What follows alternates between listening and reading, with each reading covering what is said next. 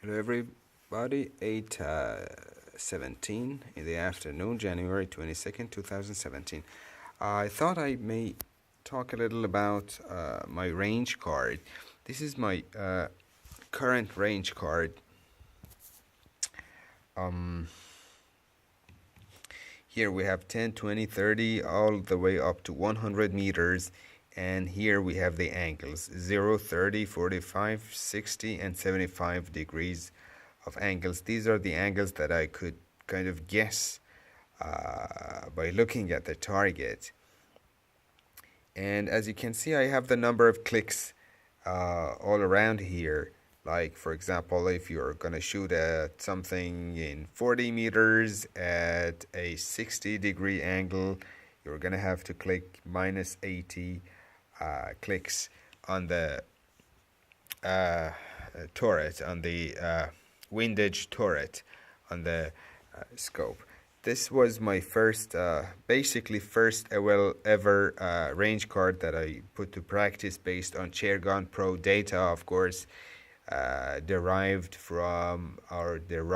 based on the speed of my pellet, which I chronographed using the Chrono Connect app. Now, after a few days of shooting, it seems to me as though all this clicking and stuff it's a little too much for my blood, especially at very close ranges, that is at 10 meters, for example.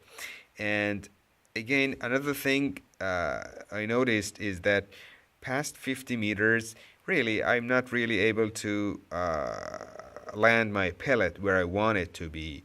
So I might as well just scratch it out until further notice, at least. When I become better, or maybe buy a PCB gun which does not have any recoil, or maybe hopefully both. But for now, it's just basically not getting anywhere apart from just wounding some birds and stuff and just feeling bad about it. So I put together another range card. This is my newer, more practical one. I'm really very hopeful and happy about it. As you can see here, at 10 meters, I just put some black circles here indicating that given the fact that at this range I really do not have much time, especially with the sneaky little starlings to click on anything. So at this range I just have to hold about 1 centimeter lower on my target. It was around 1.5 to 0.6 centimeters, and I just rounded that up to minus 1 centimeters, keeping that in mind for this range. It's going to simplify things a lot for me. I don't have to even look at my range card, let alone dialing stuff onto my elevation turret. So this will simplify stuff for me at very close ranges. Now, another thing I have in this new range card, which I'm very happy about it, is that I have left some of the squares blank. That, based on the data I derived from Chairgun Pro, indicates that at these ranges and these angles, if I don't touch my turrets,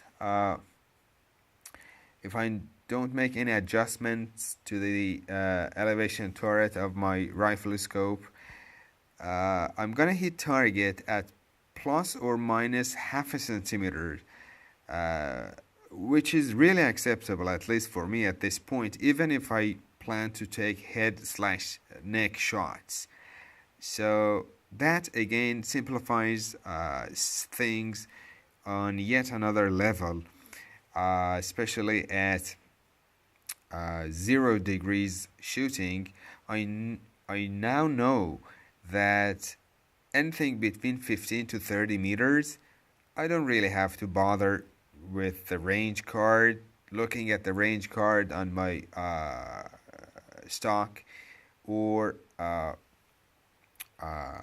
dial clicks on the elevation knob on my rifle scope. So anything from 50 to 30 is just taking the shot.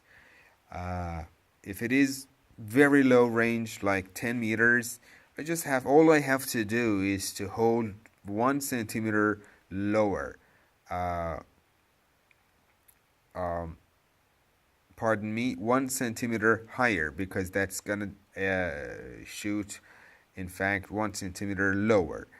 And after 30 meters, I'm gonna have to start dialing clicks onto my elevation turret. Again, same story. If I'm shooting at 30 degrees and I'm lucky enough to be either at 15 or at 35 meters, pardon me, again, I don't have to touch the turrets on the scope. Same story with shooting at 15 degrees, at 15 meters, at 45 degrees, or if I have a very close shot, basically vertically, at 10 meters. This, I think, is a very, very good improvement for me, at least in theory, and as far as the range card goes. I'm thinking, and I have been thinking, in fact, about perhaps converting the high number dials, like 30s, that we have here, or like maybe even 20s and 30s, into mil dots or fractions of mil dots, because messing around too much with the elevation turrets in the field does not really seem very doable. Like, you see something at, I don't know, 25 meters with a very steep angle of 75 degrees, and then you're gonna have to dial 9 clicks into the turret on such short time. In fact, the starling, the sneaky little starling, is gonna be all jumpy and stuff.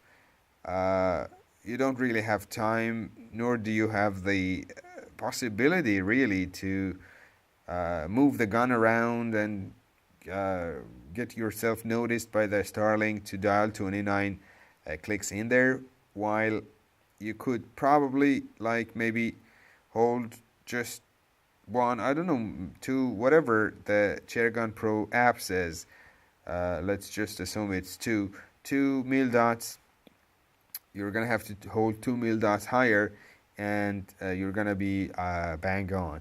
So this is another thing I might get into. I might have to, like, I mean, I really will have to, or would have to, write the mil dot holdovers or hold-unders in another color, so that I don't mix them up with the actual clicks.